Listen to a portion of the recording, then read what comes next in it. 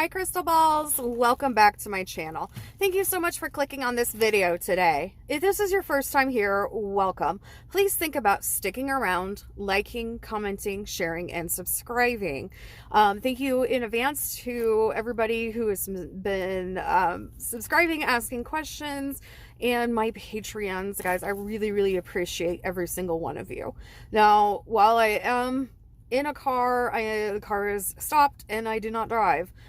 So don't worry about anything like that. I just wanted to put that disclaimer out there. Also, disclaimer, all this is for entertainment purposes only. So we're gonna do kind of a touch on a couple of topics, and then if I remember, we'll do a little bit of a Q&A.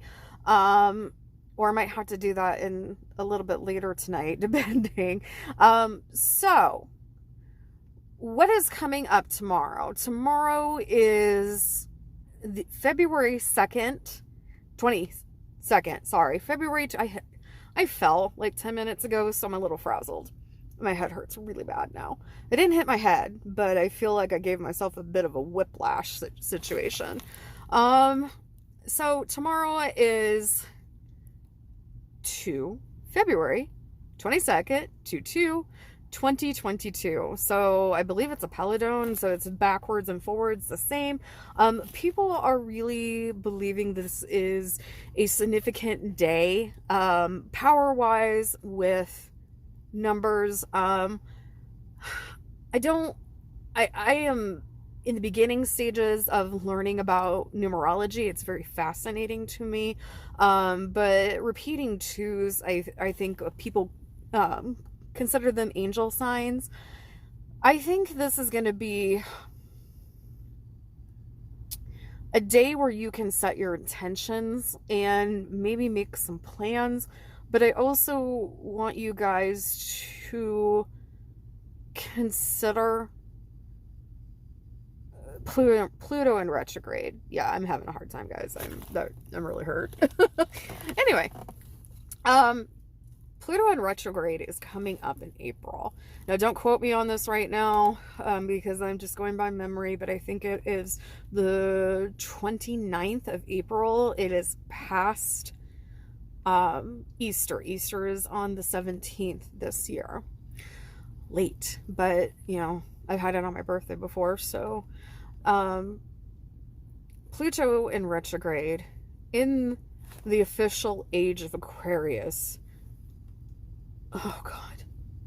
I want you guys to maybe do a little preparing, positive mantras, self-care, like put that into your daily tasks now. Make sure you are taking time for yourself, even if it's, you know, you can only block out 10 minutes at a time, 3 times a day. Do it for yourself. This is going to be a ridiculously hard time. Pluto in retrograde, and the age of Aquarius is isolation. Technology issues are definitely the biggest thing that comes out of the age of Aquarius, but and I don't want people to get mixed up with the age of Aquarius being something like in hair. You know, it's completely different. They were using it as an example of a movement and something that was more realistic planetary wise back in the 60s. Now in 2022, the age of Aquarius actually brings on a lot of isolation due to technology, and technological problems. This is also a time where you really, I'm gonna sound crazy, but it's like AI being awakened. We already have a lot of AI in the world already, but this is going to be next level stuff. Pluto in retrograde kind of makes this even harder, where it is going to be a lot of isolation. It's going to be a lot of emptiness and difficulty with relationships. Now, again, I'm not saying this is going to happen to everybody. This is not something that everybody is going to be affected, but I was so affected by Mercury in retrograde this last time. I've never been this affected before, and I wasn't prepared for it, and I wish I would have been a little bit more prepared for it. So I'm asking you guys to take a little bit of time tomorrow, use positive things. Seriously, I know it sounds so cheesy and corny, but put positive affirmations or, screenshot quotes or something that makes you happy, something that makes you smile, something that makes you feel not so alone, because Pluto in retrograde is going to be rough.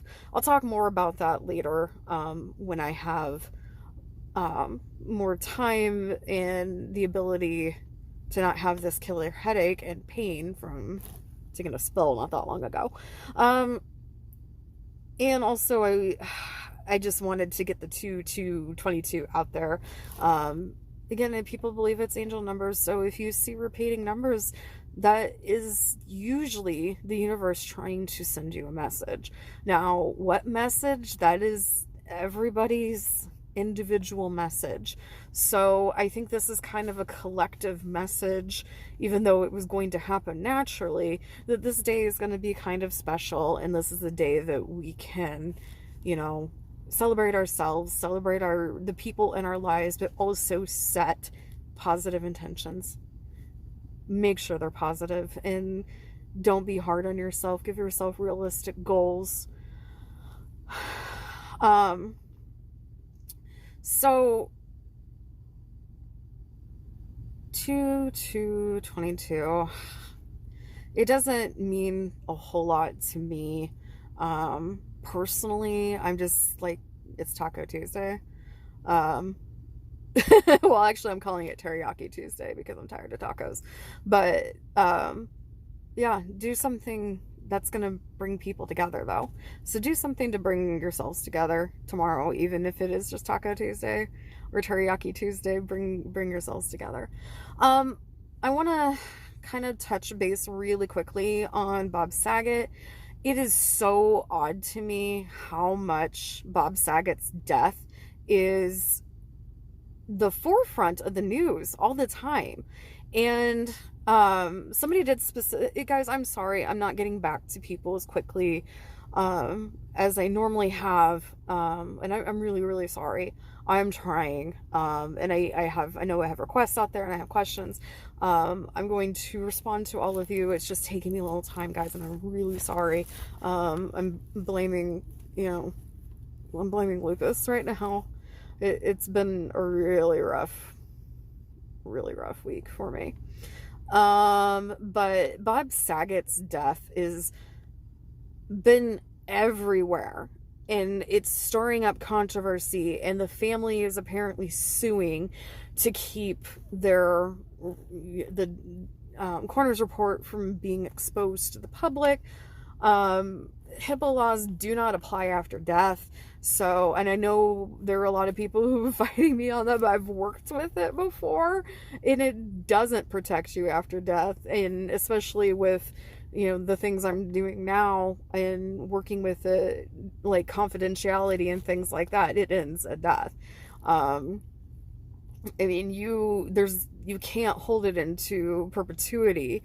And there is always reasons that you can get this information. Now, is it or should it be a matter of public record? No, but I don't think it should. But there are a lot of things that I don't think should be matter of public record, and it is. And we can make arguments for all of those things. I don't necessarily like, people who have been in the hospital overnight necessarily being a public record, and things like that. There are things that should not be, and I can understand why this is an uncomfortable situation, why the family would not want it shared. But if this guy just died of head trauma, then it really shouldn't be that big of a deal. And I'm not trying to be a bitch that way, but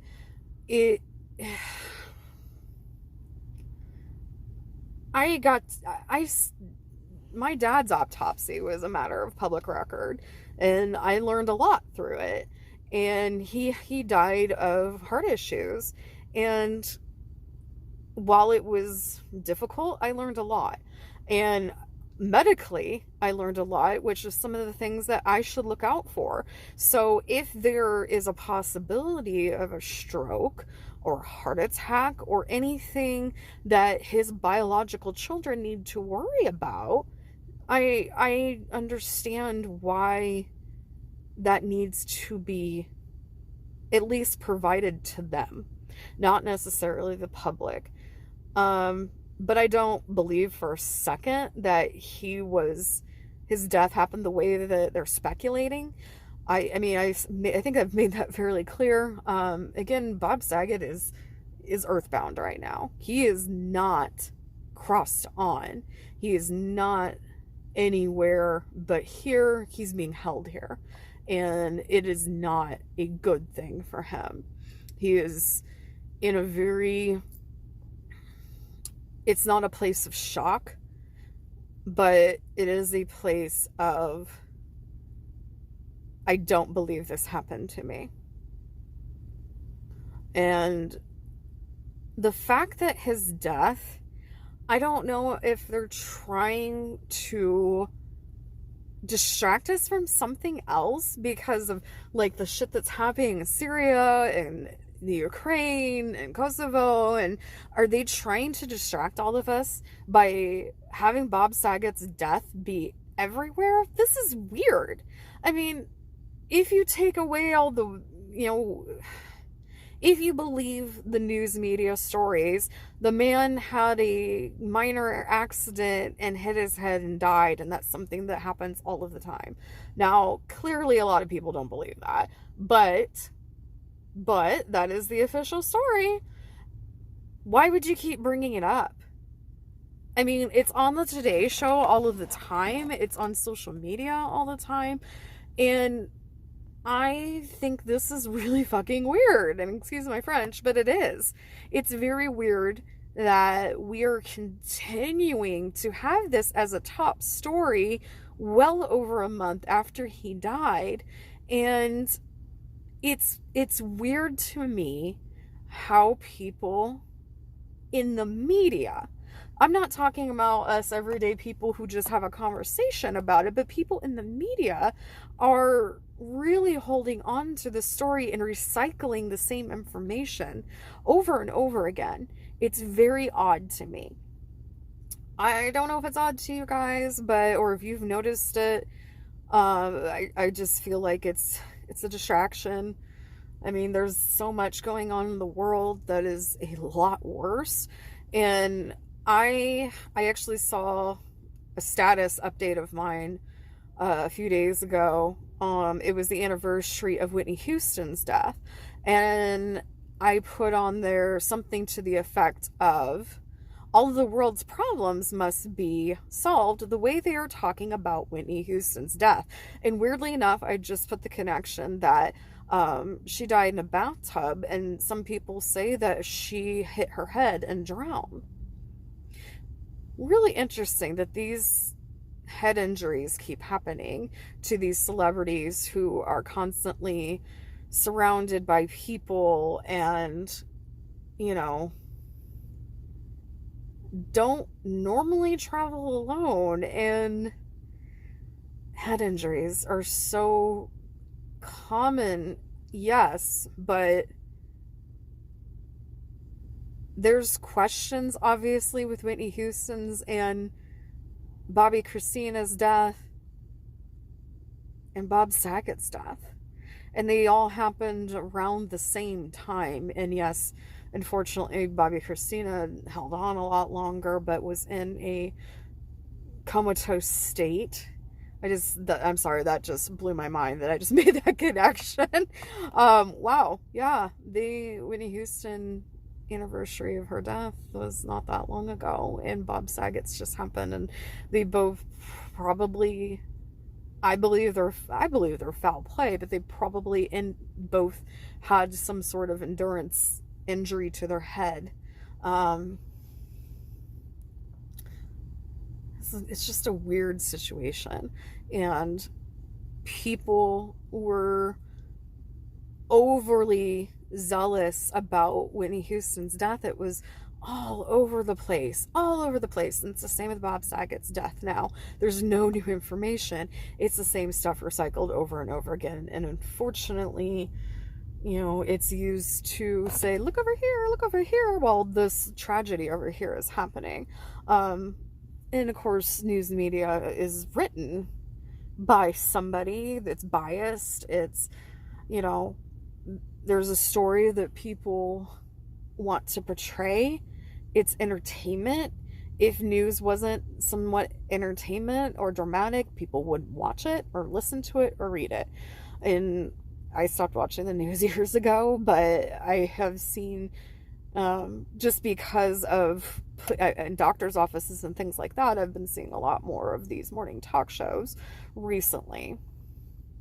So we got a little bit there about 22, talked a little bit about prepping for Pluto and Retrograde in April, a little bit about Bob Saget stuff, and apparently Whitney Houston's, which again is just wild to me.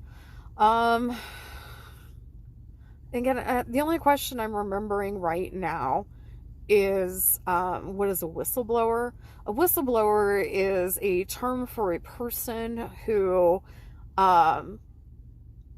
basically halts everything in a organization, a newspaper, a workplace, that I'm going to tell the truth of something very bad that has happened.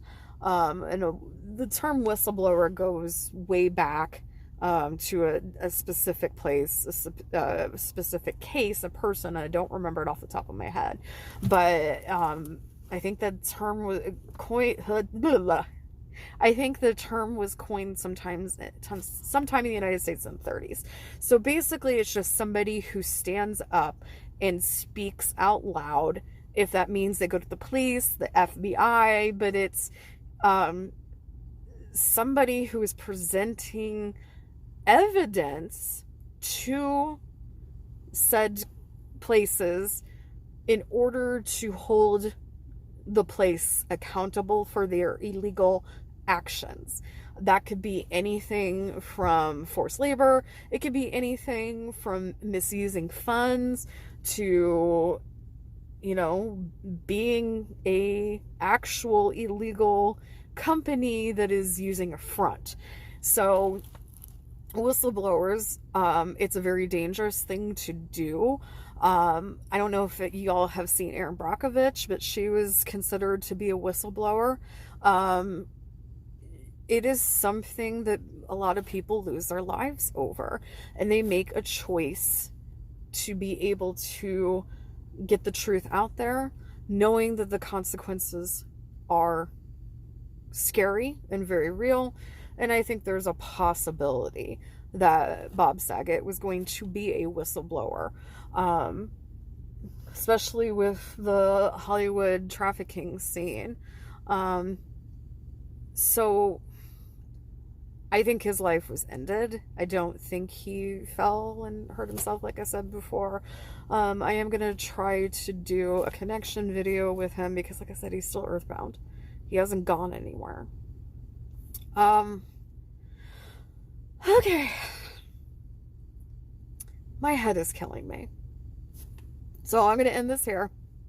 Thank you guys so much again for being here with me while I'm struggle busting through some serious health issues. And I really do appreciate all of you, and I'm sorry that I haven't been getting back to you as quickly as I normally do. But I appreciate you guys very, very much. Thank you to my Patreons. Thank you to everybody that has been coming and subscribing. I really, really appreciate it. I hope I may do, I don't know, do you guys want to talk about the simulation theory? Because I have a lot of thoughts on that recently, and I don't know if it's just the time that I have on my hands. Well, I'm in too much pain to do anything else. I don't know. But let me know in the comments below if you want to see something about the simulation theory. If you want me to do a reading about it, because it's kind of freaky when you think about it. So, yeah, just thank you again for all your support. You guys have a wonderful day or night wherever you are in this world. Remember that every single day is a gift. Use your time wisely. I'll see you guys later. Bye for now.